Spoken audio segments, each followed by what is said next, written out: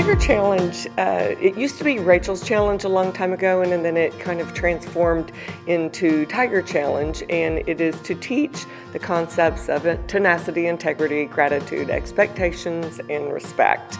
This is the fourth or the fifth year that we did this assembly for over 1,400 third graders. So we have a morning assembly and an afternoon assembly, and you cannot imagine the energy of 700 third graders at a time unless you've experienced it. We spent a while just planning out each activity.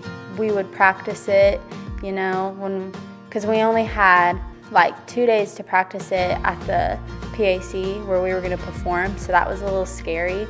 And it took every one of us. Every one of us had a different part in it, like directors and MCs and like skit characters and people to ask questions and bring the kids on stage. So for them to, be MCs and to do skits and to create a program, I mean, it's a big undertaking, and we've been working on it pretty much all year with a big focus on it for a solid 2 months. The ultimate goal is just to make sure that the kids understand that they can always hold themselves to a higher expectation than they think, and that they should always respect themselves and others, and just be always trying to do what they thought they couldn't, and using their integrity by being honest and just always doing the right thing.